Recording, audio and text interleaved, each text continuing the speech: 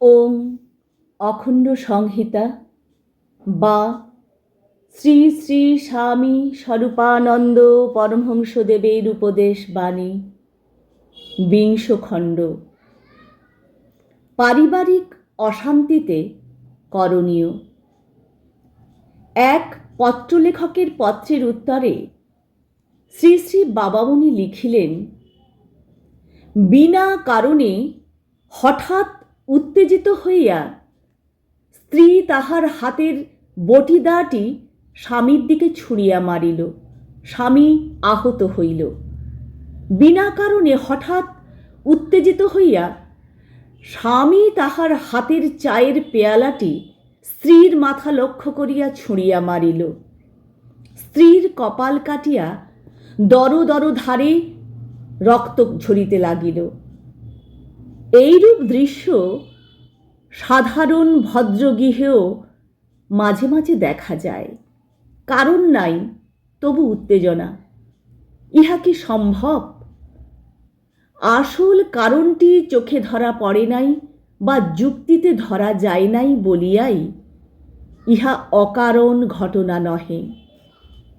কারণ আছে মনের অতীব গভীরে, যেখানে সহস্র সহস্র স্মৃতি ও সংস্কারের নিচে চাপা পড়িয়া রহিয়াছে এক নিদারুণ ক্ষোভ, যে সহজে আত্মপ্রকাশ করিতে পারে না।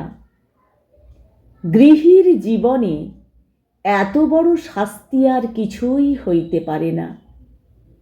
কিন্তু ইহার প্রতিকার সত্যই আছে। অকপট অন্তরে হৃদয় খুলিয়া দিয়া কুণ্ঠাহীন আনুগত্যে পরমেশ্বরের চরণে শরণাপন্ন হইয়া কেবল প্রার্থনা করো, বিস্মৃত পাপের অজ্ঞাত মূলদেশ তুমি উৎপাটন করো প্রভু, উৎপাটন করো। বিবাহ করে মানুষ শান্তির জন্য, অশান্তি সৃষ্টির জন্য নহে।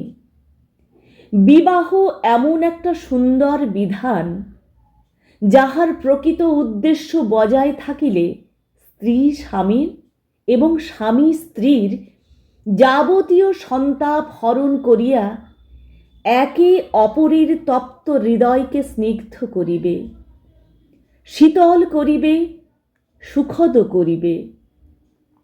একের প্রতি অপরের অনুরাগ উভয়কেই দিবে দুঃখ দহনের, দারিদ্র বহনের, সন্তান পালনের ও সমাজ কল্যাণ সাধনের যোগ্যতা, রুচি ও সামর্থ্য। অন্তরের গভীরতম প্রদেশে উভয়ের পূর্ণ মিলন্ত তাহাদিগকে দিবে দুইটি ভিন্ন পরিবেশে লালিত যৌবনের ভিন্নমুখী রুচি প্রকৃতি সত্ত্বেও পরিপূর্ণ সামঞ্জস্য বিধানের শক্তি ও সম্ভাবনা। বাল্যের পাপ, যৌবনের ব্যভিচার, তারুণ্যের বুদ্ধিবিকার ও হুজুকের রুচি বিকৃত অতীত, জ্ঞাত সারে ও অজ্ঞাত সারে তোমাদের যাহার যে ক্ষতি করিয়া থাকুক, সব বাবা ভুলিয়া যাও।